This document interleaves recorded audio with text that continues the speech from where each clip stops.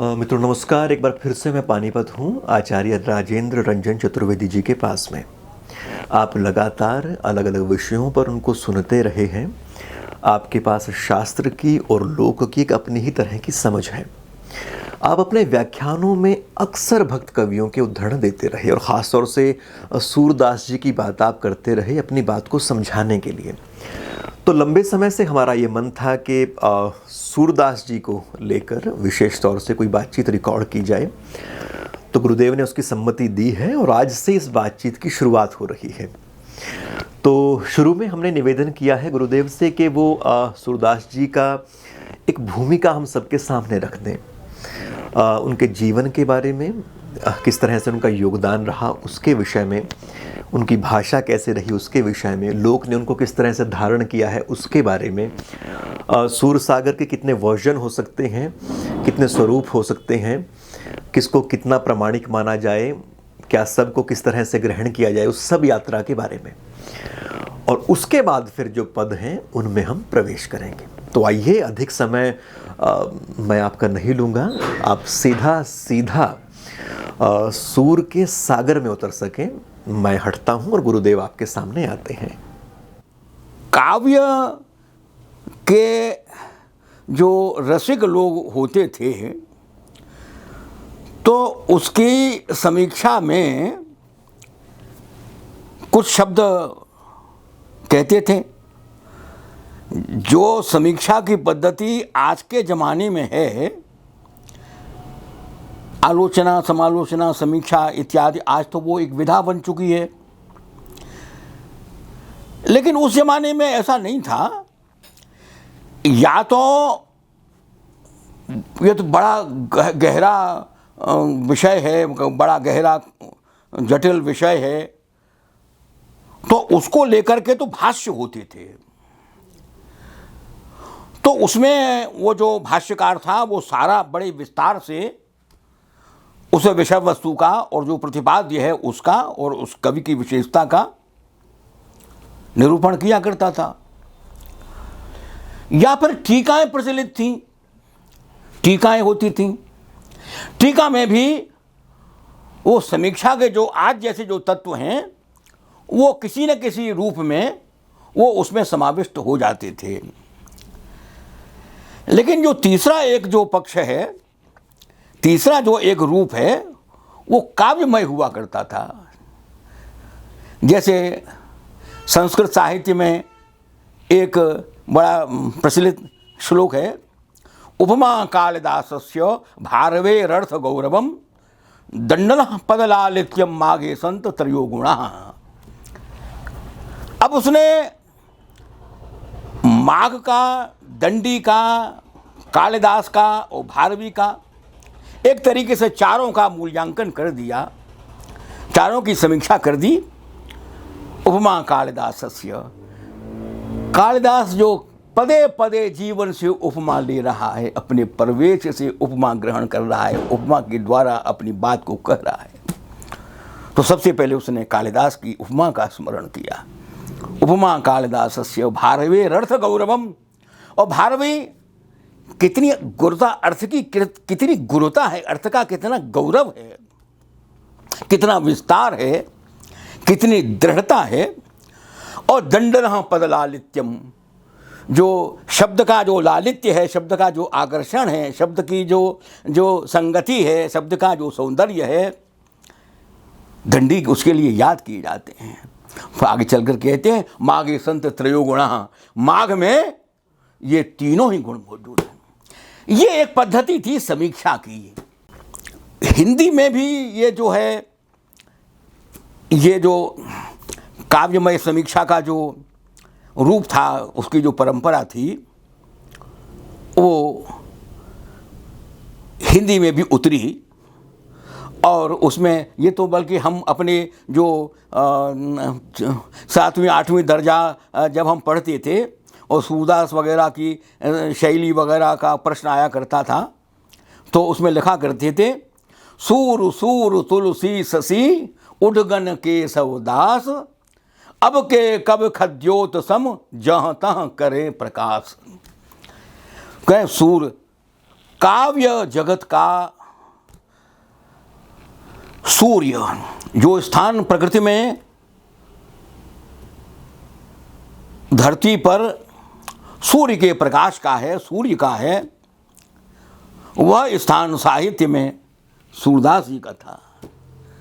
सूर और हमारे जीवन में, हमारी प्रकृति में, हमारे परिवेश में जो स्थान चंदा का है, वो स्थान साहित्य में तुलसीदास का था। तो सूर तुलसी शशि और उडगन के सब दास। और जो तारागण हैं, तारागण जैसे चमकते हैं तो कभी वैसे ही कवि केशव हैं। और अब के कवि खद्योत सम, जहाँ तहाँ करें प्रकाश। जैसे जुगनू कहीं कहीं प्रकाश करता है, कभी कभी प्रकाश करता है, तो अब के कवि, ये उस काव्य रसिक की एक उक्ति है ना। हम इसके गुण दोष पर नहीं जा रहे हैं, हम केवल ये बताना चाह रहे हैं कि किस प्रकार से हम काव्य की समीक्षा करते थे और उसको ग्रहण करते थे, और ये बात प्रचलित भी हो जाती थी। तो तानसेन ने सूरदास जी के संबंध में एक दोहा लिखा था। तानसेन का दोहा है, किधों सूर को सर लग्यो और किधों सूर की पीर, और किधों सूर को पद सुनियो तन मन धुनत शरीर। सूरदास जी के पद को सुनकर के मन में किस प्रकार का विचलन होता है, किस प्रकार की तरंगें उठती हैं, किस प्रकार का हाव भाव प्रकट हो जाता है। तो तानसेन कहते हैं, किधों सूर को सर लग्यो, जैसे किसी योद्धा ने बाण मार दिया हो, आहत हुआ हो, घायल कर दिया। हृदय की गहराई तक पहुंचने के लिए कह रहा है तानसेन, हृदय की गहराई तक। किधों सूर को सर लग्यो, किसी योद्धा का, किसी शूरवीर का बाण लग गया निशाने पर, लक्ष्य पर। और किधों सूर की पीर, और या वो शूल कांटा, वो कांटा जो है वो चुभ गया, ध्यान उसी में भटक रहा है, उसी जगह पर मन लग रहा है। वो जो पीड़ा है, वो जो दर्द है, वो दर्द वही ध्यान चला गया है, उसी में मन घूम रहा है। काव्य की विशेषता है कि मन में गूंजना शुरू कर दे, मन में गूंज जाए। वो पंक्ति देर तक उतरे ही नहीं, हृदय से उतरे ही नहीं, हृदय पर चढ़ी, बार बार वही याद आ रहा है, बार बार वही याद आ रहा है, उसी को गुन रहा है, उसी में नए नए अर्थ विचार कर रहा है। वो किधों सूर को सर लग्यो, किधों सूर की पीर, और किधों सूर को पद सुनियो, अथवा सूरदासी का पद सुन लिया, तन मन धुनत शरीर। वो मन और तन दोनों से विचलन कर रहा है, विचलित हो रहा है। तत्व सूरा कही और तुलसी कही अनूठी, और बची खुची कबीरा कही और कही सब झूठी। उन्होंने कहा तत्व सूरा कही, सूरा ने जीवन के तत्व की बात कह दी, और तुलसी कही अनूठी, और तुलसी ने जो बात कही अनूठे ढंग से कही, अनूठी बात कही। अब दूसरा जो प्रचलित दोहा है, कविता करता तीन हैं तुलसी केशव सूर, कविता खेती इन लुनी और शीला बन भिनत मजूर।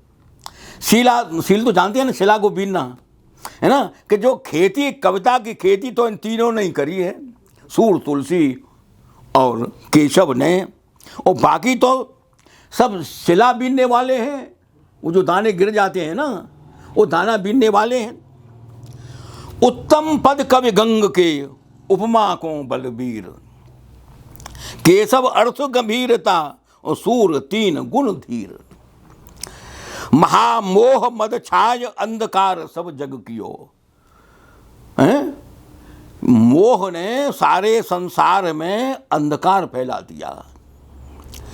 हर जस शुभ फैलाय सूर सूर समतम हरियो। लीला के पदों का गायन करके, उस आशा उत्साह का संचार करके सूरदास जी ने सूर्य के समान उस मोह अंधकार का हरण कर लिया। अब यहाँ नाभादास जी थे, भक्तमाल लिखा था उन्होंने, बहुत प्रसिद्ध थे, लेकिन उन्होंने भी सूरदास जी के काव्य के संबंध में जो लिखा है वो देखने लायक बात है।